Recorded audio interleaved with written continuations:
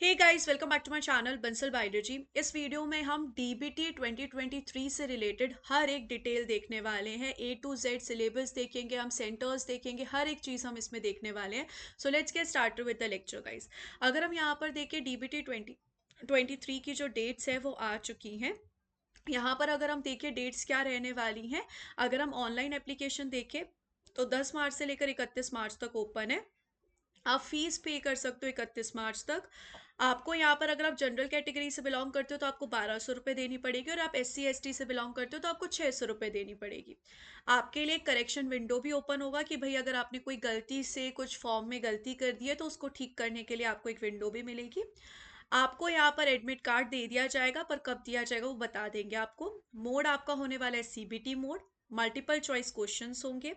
180 minute का यहाँ पर पेपर होने वाला है, 3 घंटे का होने वाला है। 23 तारीख को होने वाला है। 3 बजे से 6 बजे तक ये होने वाला है। वेबसाइट ये है, इसका लिंक मैं आपको डिस्क्रिप्शन बॉक्स में प्रोवाइड कर दूंगी। आपको केयरफुली फिल करना है, ऑनलाइन मोड में फिल करना है, मल्टीपल नहीं फिल करना है, सिर्फ एक ही फॉर्म जो है वो आपको फिल करना होगा। यहाँ पर स्टेप्स क्या रहेंगे, सबसे पहले आपको रजिस्ट्रेशन करना पड़ेगा ईमेल आईडी और मोबाइल के थ्रू। फिर आपको एक एप्लीकेशन नंबर मिलेगा।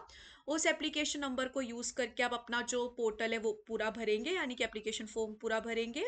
फिर आपको अपलोड करनी पड़ेगी इमेजेस वगैरह, जिसका इन्होंने साइज बता रखा है। सिग्नेचर आपको अपलोड करना है, फोटोग्राफ अपलोड करना है, date of birth certificate, category certificate, PWD certificate, result awaiting certificate, appearing certificate. मतलब ये सारे जो बेसिक बेसिक सर्टिफिकेट्स होते हैं आपको अपलोड करने होंगे। आप पे कर सकते हो debit card, net banking, credit card, UPI wallet के थ्रू। आप यहाँ पर 4 स्टेप्स जो है, all the 4 steps can be done together और एट सेपरेट टाइम। तो आप सेपरेट टाइम पे भी कर सकते हो, साथ में भी कर सकते हो। फाइनल सबमिशन आपका तभी माना जाएगा जब चारों के चारों स्टेप्स कंप्लीटेड होंगे। पूरा जो चीज़ है ऑनलाइन बेस्ड है, आपको सब कुछ ऑनलाइन बेसिस पे करना पड़ेगा। तो यहाँ पर ये थी बेसिक बात। अब हम यहाँ पर आगे चलते हैं। जैसा कि मैंने कहा, ये एग्ज़ाम DBT एग्ज़ाम होता है, जिसको department of biotechnology, ministry of science and technology के अंदर आता है। ये जो क्वालिफाई कर लेता है उसको यहाँ पर DBT जूनियर रिसर्च फेलोशिप मिलती है। These fellowship are tenable at any recognized university institution in India where the selected fellow registered to for PhD program। तो आप इंडिया के किसी भी रिकॉग्नाइज्ड यूनिवर्सिटी इंस्टीट्यूट में जाके PhD कर सकते हो, आपको वहाँ पे DBT की फेलोशिप मिल जाएगी। ये एग्ज़ाम हर साल कंडक्ट किया जाता है। इसमें 2 कैटेगरी निकलती है, एक होती है कैटेगरी नंबर 1 और एक होती है कैटेगरी नंबर 2। कैटेगरी 1 वालों को यहाँ पर ये फेलोशिप देती है रिकॉग्नाइज्ड यूनिवर्सिटी इंस्टीट्यूशन में, वेयर द कैंडिडेट एनरोल। वही जो कैटेगरी 2 होता है, will be eligible to appointed in any DABT sponsored project with fellowship equivalent to NET और GATE qualification as per the current DST guidelines and और enrolled in PhD program. Category 2 shall not entitle candidate for any fellowship from DBT JRF program। तो आप, ऐसा नहीं है अगर आप category 2 में हो तो आप कहीं पे भी जाओगे और बोलोगे मुझे DBT की तरफ से फेलोशिप, तो ऐसा नहीं होगा। सिर्फ जहां पर DBT स्पॉन्सर्ड प्रोजेक्ट्स चल रहे हैं वहीं पे ही आपको जाके फेलोशिप मिलेगी। तो आप सिर्फ वहीं पे ही जाके फेलोशिप ले सकते हो।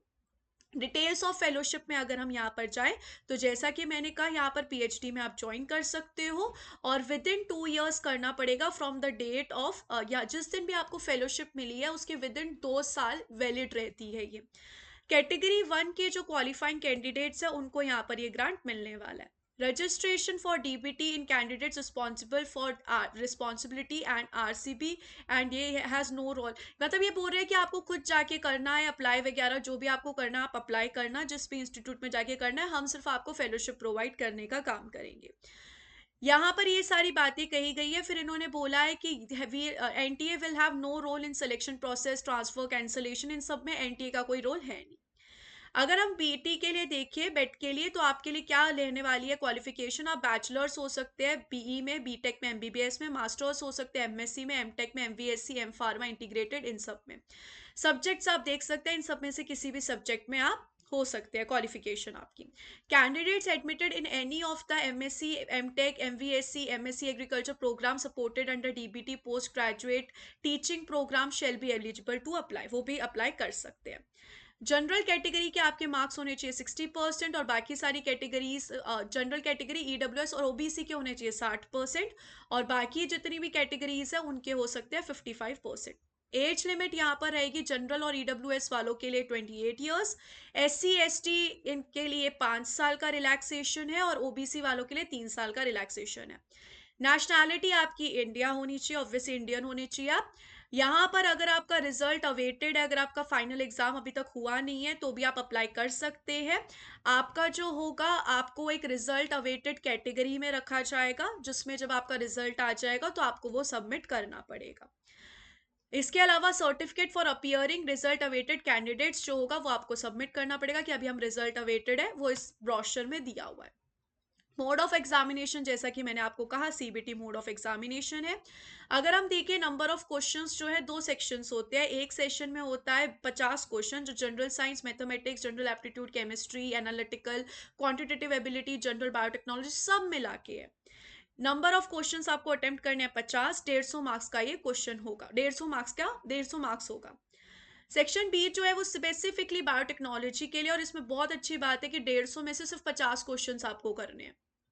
तो यहाँ पर ये बहुत अच्छी बात है, और ये भी 150 मार्क्स हो जाएंगे, तो इन टोटल 300 मार्क्स है। ये बहुत अच्छी बात है कि आपको सिलेक्शन मिल रहा है, ताकि आप यूनिट्स भी देख सके आपको कौन सी कवर करनी है, कौन सी नहीं करनी है, और जो है आप कर सकते हैं आराम से। जैसे कि अगर मैं यहाँ पर आपके सिलेबस में जाऊँ, डीबीटी के सिलेबस में, तो क्या क्या दिया हुआ है देख सकते हैं हम। 2 पार्ट्स में क्वेश्चन होने वाला है, जैसा कि मैंने कहा। पार्ट ए में यहाँ पर इन्होंने आपको बोल रखा है कि क्या क्या ये देने वाले हैं, वो सब चीजें इन्होंने मेंशन कर रखी है। तो यहाँ पर इस तरीके से पूरा सिलेबस हम अच्छे से चेक कर सकते हैं, एक एक चीज है यहाँ पर। सबसे पहले इन्होंने मेंशन कर रखा है पार्ट ए की चीज। पार्ट ए में एप्टीट्यूड आएगा और जनरल बायोटेक्नोलॉजी आएगा। जनरल बायोटेक्नोलॉजी में क्या क्या रहने वाला है हम देख लेते हैं। सबसे पहले तो बायोकेमिस्ट्री। बायोकेमिस्ट्री हमारा सीएसआईआर में भी होता है। इसके बाद की अगर हम बात करें तो नेक्स्ट नेक्स्ट जो है वो मेथड्स इन बायोटेक्नोलॉजी की यूनिट है, जिसमें इन्होंने टेक्निक्स वगैरह डाल रखी है, जो हमारा CSIR का यूनिट नंबर 13 होता है। नेक्स्ट इन्होंने पुट कर रखा है सेल बायोलॉजी का सिलेबस, जो हमारा यूनिट नंबर 2 है CSIR के सिलेबस में। फिर इन्होंने ऐड कर रखा है मॉलिक्यूलर बायोलॉजी, जो हमारा CSIR का होता है यूनिट नंबर 3, और उसी के साथ साथ इन्होंने इम्यूनोलॉजी और सेल सिग्नलिंग भी ऐड कर रखी है, जो हमारे CSR का सिलेबस होता है यूनिट नंबर 4 का। इसके बाद इन्होंने रिकॉम्बिनेंट डीएनए टेक्नोलॉजी दे रखी है, दैट इज बायोटेक्नोलॉजी। ये हमारे जो सीएसआर का सिलेबस होता है उसमें 12वीं और 13वीं यूनिट मिला के इन्होंने दिया रखा है। इसके अलावा जेनेटिक्स दिया हुआ है, इवोल्यूशन दिया हुआ है। जेनेटिक्स हमारी यूनिट नंबर 8 होती है सीएसआर के सिलेबस में, और इवोल्यूशन यूनिट नंबर 11 होती है। फिर इन्होंने जिनोमिक्स एंड प्रोटियोमिक्स दिया हुआ है, ये हमारे सीएसआईआर का 12 और 13वां यूनिट ही होता है। इसके अलावा अगर हम यहाँ पे देखें, अब ये जो नई चीजें आती हैं, जैसे कि IPR, bio safety, bio ethics आता है यहाँ पर, ये सब किसका पार्ट था? ये सब सेक्शन ए का पार्ट था। सेक्शन बी में इन्होंने एग्रीकल्चरल बायोटेक्नोलॉजी दे रखी है। सेक्शन ए में आपको कोई चॉइसेस नहीं मिल रही, सेक्शन बी में आपको चॉइसेस मिलती है 150 में से 50 क्वेश्चन की। तो इसमें आपका सबसे पहले प्लांट फिजियोलॉजी है, जो हमारे CSIR का यूनिट नंबर 6 होता है। इसके बाद टिश्यू कल्चर, इन्होंने एक स्पेशल चीज दिया है, टिश्यू कल्चर यहाँ पर आपको पढ़ना पड़ेगा।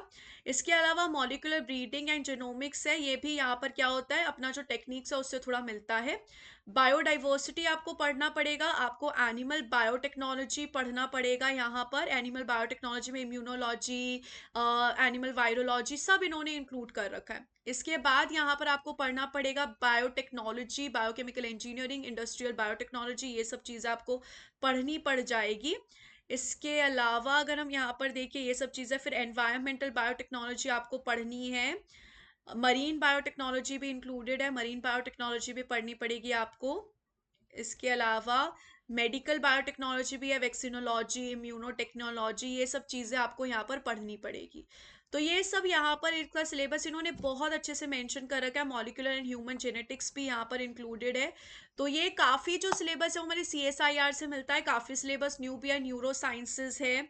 इसके अलावा अगर हम यहाँ पर देखिए, पूरा न्यूरो साइंसेज है, फार्मास्यूटिकल बायोटेक्नोलॉजी है। सिलेबस इसका जो है काफ़ी लंबा सारा सिलेबस इन्होंने दे रखा है। पर यहाँ पर काफ़ी चीज़ें आप देखोगे तो मिलती है सेक्शन ए में, सेक्शन बी में काफ़ी चीज़ें इन्होंने रिपीट भी कर रखी है, और बी सेक्शन में आप कुछ यूनिट स्किप भी कर सकते हो, कि आपके पास चॉइसेस है, तो उस हिसाब से आप आराम से प्रिपेयर कर सकते हो। एग्जामिनेशन जो होने वाला है आपका इंग्लिश में होने वाला है। मैंने आपको यहाँ पर पेपर पैटर्न बता ही दिया है, आपको बता ही दिया है मैंने कि 150 मल्टीपल चॉइस क्वेश्चन होंगे पार्ट बी में, जिसमें से 50 आपको अटेम्प्ट करने हैं। हर एक क्वेश्चन 3 मार्क्स का है, नेगेटिव होने वाली है 1 मार्क्स की। वहीं यहाँ पर जो पार्ट ए है वो भी 3 मार्क्स का होगा, इनकरेक्ट में आपको 1 मार्क्स आपके डिडक्ट कर लिए जाएंगे। In case more than one option is correct in a given question, marks will be awarded to only those who have marked the question. मतलब अगर उनकी तरफ से कोई गलती हो जाती है क्वेश्चन में, तो वो आपको मार्क्स देंगे ओनली अगर आपने अटेम्प्ट किया है तो वो क्वेश्चन। तो ये सारी चीजें इन्होंने बता रखी है। फिर इन्होंने पीडब्ल्यूडी वालों का फॉर्म दे रखा है, कैंडिडेट्स को किस तरीके से भरना है, ये सब है। फिर इन्होंने एग्जामिनेशन सेंटर्स भी बता रखे हैं क्या क्या है, और ये पूरी तरीके से कोशिश करेंगे कि जो आपने एग्जामिनेशन सेंटर सबसे पहले अपने लिस्ट में भरा है वही आपको दे, ये कोशिश करेंगे। पर वो ऑब्वियसली बात है, अवेलेबिलिटी के ऊपर डिसाइड होता है। फिर यहाँ पर डिस्प्ले, फिर यहाँ पर डिक्लेरेशन ऑफ रिजल्ट कैसे होगा, आपको सबसे पहले रिस्पॉन्सेज शो किए जाएंगे कि आपने क्या रिस्पॉन्स किया है। फिर आपकी प्रोविजनल आंसर की आएगी, जिसमें आप चैलेंज कर सकते हो। हर एक क्वेश्चन को चैलेंज करने के लिए आपको 200 रुपए लगेंगे। और उसके बाद फाइनली आपका डिक्लेरेशन ऑफ रिजल्ट किया जाएगा। यहाँ पर मैंने आपको बता ही दिया था, कैटेगरी 1 और कैटेगरी 2 के बेसिस पे आपका रिजल्ट निकाला जाता है। फिर यहाँ पर अगर आप अगर आप पीडब्ल्यूडी के हो तो आपको यहाँ पर सर्टिफिकेट जो देना है, ओबीसी का सर्टिफिकेट, एससी एसटी ईडब्ल्यूएस का सर्टिफिकेट, ये सब चीज़ें इन्होंने मेंशन कर रखी है। ये सारी चीज़ें अभी गैट पी से रिलेटेड है। अगर आप रिजल्ट अवेटेड का फॉर्म डालना चाहते हो तो ये फॉर्म इन्होंने दे रखा है, आपको ये फिल करना पड़ेगा। ये सारे जो है एग्जाम सिटीज है, जो आप देख सकते हैं यहाँ पर कौन कौन सी एग्जाम सिटीज अवेलेबल है। You can check each and every exam city, इन्होंने सब कुछ मेंशन कर रखा है कौन कौन से सेंटर्स पे अवेलेबल है। ये वाला जो था ये गैट बी के लिए था, ये वाला जो है वो बेट के लिए। तो बेट के लिए आप देख सकते हैं कौन कौन से यहाँ पे एग्जाम सेंटर्स जो है अवेलेबल है। फिर यहाँ पर सीबीटी मोड में जैसा कि मैंने आपको कहा एग्जामिनेशन होने वाला है। तो ये सब चीजें हैं यहाँ पर, आप देख सकते हैं, आराम से फिल कर सकते हैं। इन्होंने यहाँ पर ये डेमो भी दे रखा है कि कैसे फिल करना होगा। ऑनलाइन रजिस्ट्रेशन प्रोसेस होगा, आपको ऑनलाइन रजिस्ट्रेशन प्रोसेस के थ्रू सबमिट करना होगा। रजिस्ट्रेशन फॉर्म आपका है, यहाँ पर रजिस्टर करना पड़ेगा, आपको नाम लिखना पड़ेगा, फादर नेम, मम्मा का नाम, डेट ऑफ बर्थ, कैटेगरी आपको करनी पड़ेगी, आइडेंटिटी टाइप देना पड़ेगा, जेंडर, ईमेल, ये सब चीज़ें देनी पड़ेगी, एड्रेस देना पड़ेगा, locality, town, state, district, pin code, password देना पड़ेगा, और फिर आपको रजिस्टर करना पड़ेगा। आप एक बार ऐसे रजिस्टर कर दोगे तो आपको इस तरीके का फॉर्म मिलेगा। आपको इस तरीके से अपना mobile number, email ID verify करना पड़ेगा। तो यहाँ पर इस तरीके से आपको फिर एग्जामिनेशन की चॉइसेस भरनी होगी। आपको 4 सेंटर्स आप भर सकते हो, 4 सिटी सेंटर्स जो हैं आप भर सकते हो।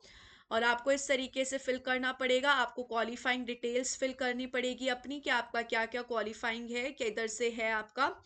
आपको थोड़ी सी पेरेंट्स की डिटेल भरनी पड़ेगी, और उसके बाद फिर आपका जो है डॉक्यूमेंट्स आपको अपलोड करने पड़ेंगे, इस तरीके से आपको अपलोड करने पड़ेंगे। तो ये सारा पूरा कंप्लीट डिटेल था। आपको फाइनली इस तरीके का आपका एप्लीकेशन जो फॉर्म है वो दिख जाएगा, कंफर्म आप कर देना। तो ये पूरा डीबीटी से रिलेटेड था। उम्मीद है कि गाइज आपको हेल्पफुल लगा होगा, और उम्मीद है कि आप फॉर्म भर रहे होंगे। Wish you all the very best guys, take care, bye.